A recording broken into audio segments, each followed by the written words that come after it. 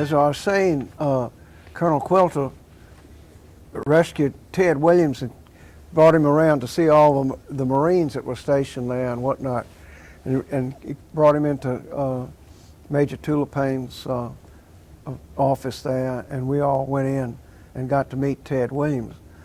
Man, I never saw such a big guy in a flight suit, and he was kind of PO'd about, you know, what had happened and all that. And he started asking me, he said, "Did you fly over here?" I said, "Yeah, I'm like you, I got recalled, and I flew a total of about 69 missions, and I got offered this job up here, which didn't turn out the way it was briefed to me, but I will have to live with that, and it's another story." But he thanked me for and everything, and he shook my hand and almost crushed it, but he is one big man, I'll say that. But needless to say, they sent him on home. They weren't going to take a chance on losing him. No. So he went on home. But I went on and finished the tour up there, and needless to say, I didn't get the Bronze Star because the Air Force says we don't give first lieutenants the Bronze Star. So I got the green weenie, which you'll see up here. That's the Army Commendation ribbon, and instead, and I didn't get the spot promotion, and I went on home, and on 1 April of '53, I was still on leave, and I got promoted to captain. A telegram came, and I got sent down to Langley to the 405th Fighter Bomber Group down there, because they're going to fly the 84Fs eventually, and fly with the nuke weapons on them and things like that. So that was the starting of my career in jets again. Like I said, I had about 35 hours of jet time prior to that. And so what was your mission here at Langley? Our mission at Langley would be to fly with nuke weapons over to England or to Europe, to a European base, and then take off and go against the Soviet Union with the Mark 7 nuke weapon. That was our mission. Of course, they later on you wouldn't carry the weapons across the ocean, of course, but you would fly over there and then pick up the weapon and go on the mission and drop the Mark 7 on the target and hope that you survived and came home. But luckily we never had to do that. But TAC, of course, once we were the first unit in the Tactical Air Command to become nuke qualified at the 405th at Langley there. And once you got to Europe, you no longer belonged to TAC, you belonged to the European Command, of course. But getting into the nuclear end of things was quite a job. They sent you out to Sandia to school on nuclear weapons and how they worked and things like that. And then, of course, we started once we got the 84Fs, we started doing tests with the training weapons. At one time, we were loaned some War Reserve weapons, which came out of the stockpile here in the local area somewhere. But because of the fact that we had several accidents with them, and they decided that we don't want you hauling out War Reserve weapons around, so we went back to using we had a thing that looked exactly, it's called a T-63. It was painted blue, and it looked exactly like the Mark 7, except that it didn't have all the things that the training weapons had in it and things. See, the Mark 7 had in-flight insertion. In other words, into this chamber inside of it, you inserted a core that went in there, and when you released the weapon, and that explosion compressed the core, that created the explosion. It was not a thermonuclear weapon, it was a regular nuke weapon. But we did go on nuclear weapons training out to California. We staged out of George and flew in the bomb blast tests. And I brought with me Form 5 plus a thing that I got a few years ago by touring the weapons test site up there. They gave all the different towers and everything that where they shot the above ground weapons from. We didn't drop any weapons up there at all. We just flew and were exposed to them. We had flew in 2 shots where they went off early in the morning just before daylight. And we take off from George with 18 airplanes, 2 spares. Once we got in the air, nobody aborted. This was just prior to daylight and whatnot, about an hour before dawn. We get up there, and at 22,000 feet, we'd get into a formation of a diamond of diamonds like this, and get rid of the spares. So you had 4 flights of 4 flying in formation, and then shortly before the weapon went off, they vectored you around, and we got out into a line abreast formation of 16 airplanes. Excuse me, with our tail to the tower. Well, actually, and then at every 10 seconds we'd brake like this, and then that put our tail to the tower. And excuse me, can you shut it off a minute? Hold for just a minute.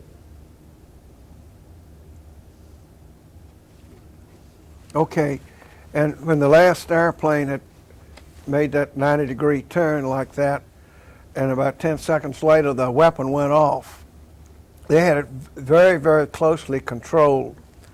I was operations officer of the squadron at that time, and you can't believe we had our mirrors taped up. We pull your visor down, and why we didn't have a mid-air collision, I don't know. You pull your visor down, put your hand over it, and it's so bright you can see the bones in your hand. If you think I'm kidding, you can ask one of my pilots who's a retired radiology doctor here in Newport News, and he can tell you, Dr. Howard Farrar, about what it's like to. He keeps. We get together every now and then, and he keeps talking about, you know, that bomb thing was something else. I said, yeah. But on the last time it went out on that, the last shot like that, one of our airplanes, we joined up over Tonopah, but you have to stay clear of the cloud, the nuke cloud and everything. But one of my pilots decided to take a shortcut, and he went through the cloud. Well, I knew he had, so, because when you get back to George and land, you taxi to the end of the runway on 100% oxygen. You don't even open the canopy or anything. They go all around with a test gear around the airplane. Well, when his airplane taxied up to the end of the runway, taxied off, and the Geiger counters were going crazy. So what they did, they went over and got him out with a cherry picker out of the cockpit, carried him to the hospital, scrubbed him with Grandma's lye soap, and buried his flight suit and all that. It took him about a week to decontaminate the airplane so we could fly it back to Langley, but it wasn't designed to go through the cloud or anything like that. They had special airplanes to do that, of course. Well, I didn't court-martial him or anything like that, but I certainly wasn't very happy with him doing that. But I need to go back to the test. You said you had your tail to the blast? Okay, yeah, okay. At the end, we were flying along like this in a line abreast. Okay. Here's the tower like this, see? We're flying along like this, and you start going like this until the last airplane has its tail pointing to the tower. See, see what I mean now? All right. Okay. So that you don't have a side view or anything. It's all to your rear when it goes off. And it's blinding enough. Well, what was the objective of you doing that? To expose you to what a nuclear weapon looks like going off, because you're going to be dropping them. They want you to see what they do. So I mean, see the brightness and things like that. So that was the reason for that, and but that was our mission and things like that. How many of these tests did you conduct? 2? We went in. Each squadron at Langley, we were the last squadron to go out. Each squadron at Langley went out and flew it, and at least 1 or 2 of these are before daylight ones. And I flew in one where you come in, you practice for about 3 or 4 days. They paint stripes on the desert floor like this, and you come in at 500 and almost 600 knots at 50 feet off the ground, and over to a pylon that's got a nuke weapon on it, see? And you pull up over that and do a labs maneuver. And you roll out like this, but you don't drop it. But the reason you practice all this is because every time you cross these stripes, you're being countdown. If you're behind time, you pull up. So on the day the thing went off, I was right on the money all the way down. I pull up and roll out and head back down. This is in broad daylight. And when that weapon went off, you could see the shock waves coming, and I didn't have my mirror taped to anything, because I didn't need it. You could see the shock waves coming across the desert, and it's catching the airplane. Of course, the 84F didn't have a burner in it, or I'd had that thing in burner. But it didn't catch up with me. But I knew then, because it wasn't near the amount the Mark 7 was, that the Mark 7 would catch you if you'd ever dropped it in Russia, so you didn't have to worry about a cremation fee. So let it go at that. You have any questions on that? No, that's just interesting. I had not realized you did. For the people that have never experienced it, describe how you do a labs maneuver. I bet these a labs maneuver is like this. You pull up and you do an Emmelman turn, and you roll out and you go back down like that and go as fast as you can away from the blast. Yeah, but what the weapon would be coming off the airplane at 110 degrees, it would go straight up like that and fall down on the target. That's a labs maneuver. Low altitude bombing system. Did you have a computer which gave you your release point, or how yes, was that you had no control of it. The computer would release at 110 degrees the weapon, and many a time we dropped those practice bombs. They'd go up like that, and you could see them come off the airplane and come back down and splatter in down at Stumpy Point down there, out over the water. Dropped a lot of weapons down there. Okay, but I thought many people might not know about labs maneuvers. Yeah. Okay, you went to air ground school. Talk about air ground school. Okay, by June of 55, all those blast tests took place in the spring of 55. By June of 55, the 20th and the 81st Fighter Group people were coming back from England to Langley and taking all of our jobs away and whatnot like this. And General Chickering asked me, who was our wing commander, General Edwin S. Chickering, who recently passed away, said, would I like to go and try out as an instructor at the Air Ground Operations School at Southern Pines, because I had experience as a squadron ops officer, a senior captain and all that. So anyway, I said, well, I don't have much choice, do I? And he said, no, go down there and try out. So I went down there, and they started asking me all these questions, and I gave a presentation, just something like I'm telling you how you drop the bombs and all this and different things. They said, well, you were hired as an instructor down here for 2 years. Go pack your bags and bring your wife down here and find a place to live. So that's how I got down there. So I started they have what they call a murder board. You give a presentation to a group of the faculty, and they say either yay or nay. And they said nay to 3 other guys and yay to me. I said, well, I guess it's kind of like a vacation, but I'd rather stay in the fighter wing, but it wasn't to be. So anyway, that's how I got down there. And I have brought a thing on the Air Ground Operations School, which I'll let you all copy if you want, whatnot, but I need to get it back. It's like I said, it was a 2-year course. And I got there in '55, so I would have left in June of the summer of '57. But in January, right after Christmas of '57, during the Christmas break, the Highland Pines Inn at Southern Pines, which was a great big old vacation hotel is what it was, that the Air Force rented. It was right next to Fort Bragg and Pope Field and everything. It caught on fire and it burned to the ground. And I just lived down the street from where it was and everything. Time I got up there, I couldn't even get in my office because everything was on fire. All that hot pine building went down in ashes in just a matter of an hour or so. Nobody was injured in it or anything like that. But I had all my models, different models of airplanes and all that. A lot of my squadron insignias and all that, my flying gear, everything was in my office, and all went up in smoke. So, but they didn't know what to do with how they were going to handle this. So they decided to move it down to Keesler to the training command, but it would remain under tax control, of course.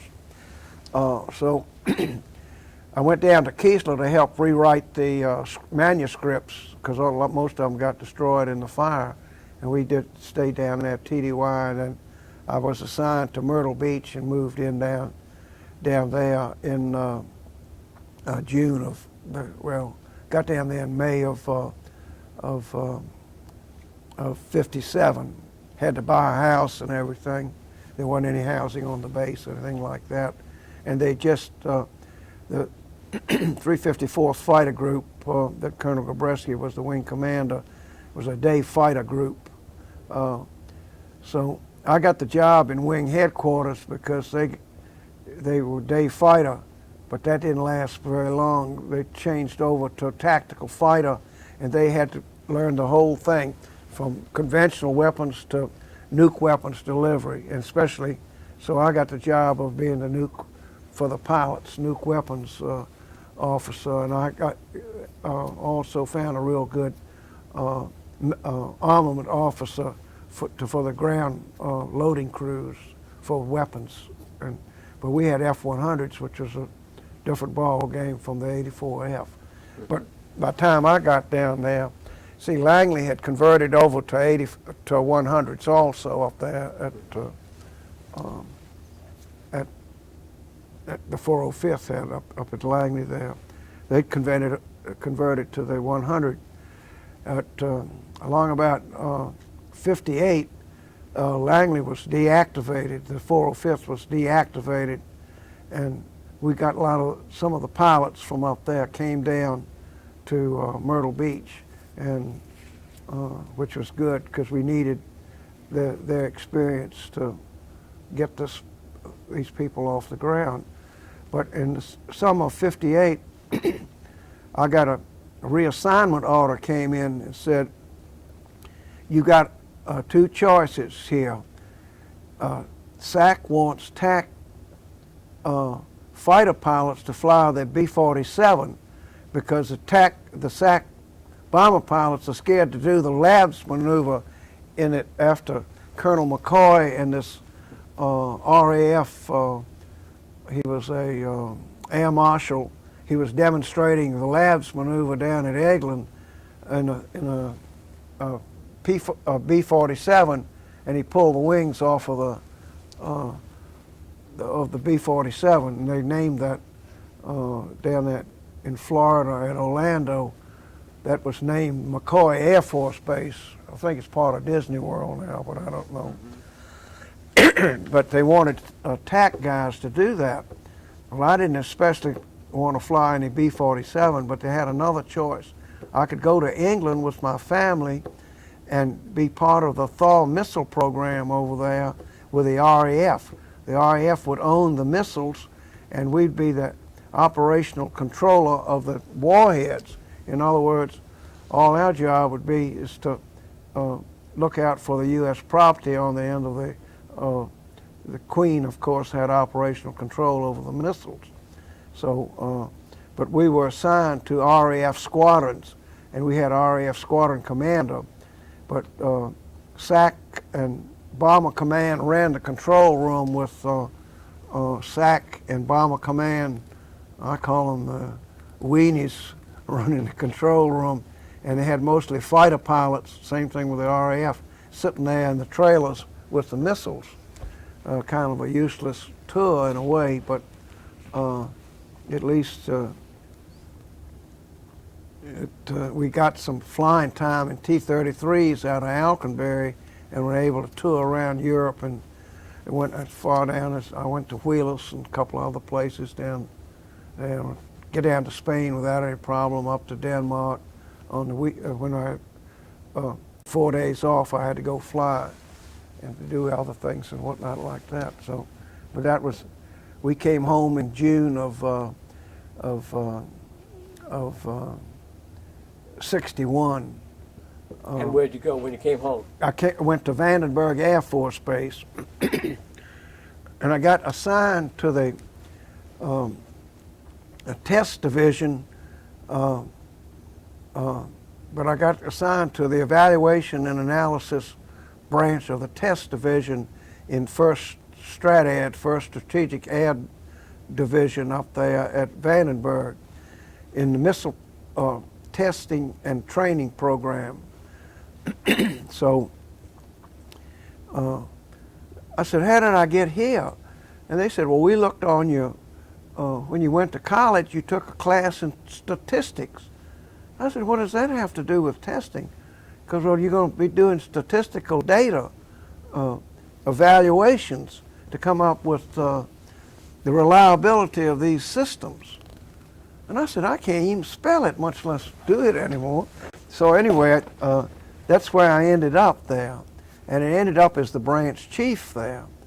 Well, early on, when I first got there was a guy named Colonel Sid Miller, who was my boss and whatnot. And he was a real genius. He was a former navigator of World War II type and whatnot, and a lot of combat B-17s and whatnot. But he was coming out, he had already had 20 years of service in. So Rand Corporation was after him. So he retired and went to work for the Rand Corporation. And I ended up as the branch chief there. And in the spring of the year 1963, April, I've got a piece of paper there where we had, the Defense Department wanted SAC to prove that these missiles would in fact do what they said they're doing out there in the field. Well, see, we have to randomly select so many of each, a number of missiles from the force to come up with a good statistical basis for launching them, maintaining them, and stuff like that. Well, at that time, we didn't have the Minuteman, wasn't just beginning to coming into being. We had the Titan II, which is just, the Titan I was like the Atlas D, other than, well, it was more like the Atlas F because it was a silo ballistic missile. And the Titan II also, but the Titan II was an entirely different missile as far as didn't use liquid oxygen and RP-1 as propellant. It used UDMH, unsymmetrical dimethylhydrazine, and it used something like RP-1, but it was a petroleum type thing. It was a hypergolic mixture. In other words, you didn't have to light a fuse. You just put the two things together and it would take off. So we had those. But they wanted SAC to prove that these Atlas Ds would do what we said that they were going to do. See, when they put the missile program into effect, it was under a a theory of concurrency. You do everything concurrently. You develop the missile, you put it in the field, and you test it all at the same time. The systems commander came up with, I kind of think of the general's name, that very famous for. Schreiber. Yeah, that's who it was. But, excuse me, can you cut that off a minute? So this is what they call concurrency. Testing, you already have the people on active duty in the field. Well, we started bringing missiles into the field early on. Before I got there, the Atlas Ds were coming in, and Systems Command and the SAC would fire them. But they found out early on that the guidance system, this thing has a radio controlled guidance system that gives signals to the missile what to do, the guidance system and all that. But the gyros would topple. The missile would take off, and the gyros would topple shortly after liftoff, and the missile would explode.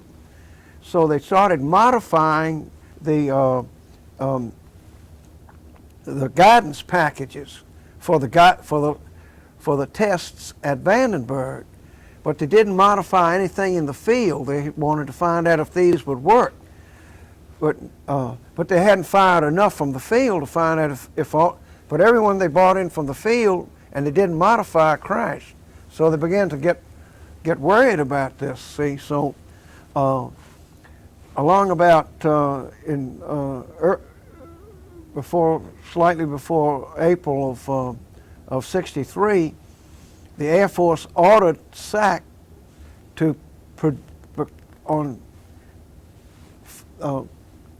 because the Department of Defense, McNamara and company, wanted to find out what the real reliability of these things were. And Colonel Miller was still there at this time, but he hadn't left yet. But he had developed this test program to where we used the flight data. We wrote the flight reports for each missile launch, our branch did. We took data from the warhead people, data from AFLC, from the amount of mean time to failure rates of the equipment and things like that, and they got that from the field and whatnot. And then we had the flight data and everything. We put all that together and came up with a reliability figure. It's a regression analysis problem if you are familiar with statistics. In other words, you go backwards and look at everything, and then you come up with a reliability figure and a confidence interval as to how confident are you that this is the true reliability of this system. Of course, a 50-50 is the worst case scenario. But all these people from DDR&E had been coming out there. So for this Operation Tall Tree in April of '63, they sent 6 missiles, 6 Atlases in for this test for Tall Tree. One Atlas F from the field, one Atlas E, no, 2 Atlas E's, and 3 Atlas D's. And they were not going to modify anything. You couldn't put the new things on them at all. You didn't have to worry about the E, because it had an entirely different guidance system. Only the D's were having this problem. But we had more D's than E's in the field. So they had never fired a successful E also, and they'd never fired a successful F. The F came up out of the silo, you see. But this Tall Tree, they sent Dr. Brown and all his crew from the DDR&E came out, and I was their escort, carried them around, briefed them and everything. And we went down to the D blockhouses to start firing the missiles. We had three were going to fire, not all at the same time, of course. And they were supposed to go down to either Eniwetok or Kwajalein, where they would impact and we get a CEP on where the warhead impacted and everything. So all three of the Ds, of course, came to a disaster. They all looped, rolled, and spin and blew up over the blockhouses. I'm sitting there with Dr. Brown and this general who wrote me that letter of commendation, and they said, "Is this blockhouse got a hard top on it?" And I said, "No." He said, "What's that thumping outside?" I said, "That's the engines falling outside the door." They began to get quite frightened, and I was kind of under the seat waiting, you know, in case the thing came down through the roof or something or other. So anyway, after we blew all the Ds up, 1E went off fairly successful, but we don't know where it went. It never got to Kwajalein or Eniwetok, and the other one was destructed by the range safety officer because it went off course. Well, the F, the first missile they brought in, they overpressurized it, and when they were testing it, so that they brought another one in and fired it, and it went down range somewhere, and they never found out where it went either. So our historian, Jerry Cantwell, for the first Strat came up with this little rhyme. He said, this is Operation Tall Tree. To Vandenberg, 6 missiles went. From Vandenberg, 6 missiles sent. 5 flew, 4 blew, and 1 got bent. Yeah, that was his analysis of it. Well, Dr. Brown wasn't impressed with. He said, "Well, the only way we can get true reliability, because from the launches where you all have fixed the guidance system here, the only where we can come up with true reliability for the Ds is that all of the D systems be modified in field and right away." But we did come up with all the Ds that we modified, and now CEPs at Eniwetok and Kwajalein were right on the money. I mean, right down the tubes at a half mile, stuff like that. So it certainly would have, if we'd had to go against the Soviets, it would have been devastating. But we didn't know it at the time. We did because everything was top secret. We were creating all the data for the PSYOP planning people right in our shop. We knew exactly what the reliability of these missiles were out there in the field by testing and doing our analysis of them. So it was right interesting. Sure, and I ended up, like I say, with Dr. Brown was kind of a pain after Colonel Miller left. He used to come see me and flaunt his, he was a very smart young genius, I would put it that way, one of McNamara's real smart guys. And he knew his stuff, but he knew what he wanted us to do, which in my capacity, all I could do was write reports and put in the information that was fed to us. And we had no way of knowing, we couldn't check back on who provided, we know who provided the information, but we had to take their word for it that the warhead ballast was the exact weight of what the warhead would have been and all that. So you had to take off some consideration for wearing safety equipment that you would put on missiles fired from Vandenberg that wouldn't be on missiles fired from the field. They were talking about firing them from the field. Well, they would have to go out to the field and put range safety equipment. You'd be overflying over to the coast to get to Kwajalein and Eniwetok, see? So that was an unacceptable way of doing things. But after they started getting Titan II and Minuteman on the line and stuff like that, things started going pretty smoothly. By then, my tour at Vandenberg had ended, and I was on my way to Vietnam. I was supposed to, my 4 years at Vandenberg would have been up in June of '65. So earlier on in December of '64, I was given a choice of assignments. I wanted to go back to fly fighters again. I put in for that, But then I got an assignment. They found out that I'd been an instructor at the Air Ground School, so somebody in personnel down who I didn't know, and if I could catch him, I'd wring his neck. But anyway, assigned me to be a division air liaison officer to a Vietnamese infantry division in Vietnam, and I had to be there by June of '65 and fly the O-1 Bird Dog and things like that, which I went to. Never flew the O-1 Bird Dog here in the States. They were all broken every time when I went down to England to fly it, and I never flew it here. And I had to go to survival school at Stead Air Force Base, which is absolutely useless for people going to a jungle environment. About all they taught you out there is the enemy's going to be mean to you or something like that, and that was it. But that's how. So when did you arrive in country? I arrived in country in June the 12th. And you were assigned to the ARVN. You flew. Did you I have any in the Vietnamese language training? No. The Vietnamese that I dealt with there either spoke French. They didn't speak Vietnamese. The Vietnamese officers mostly were French educated.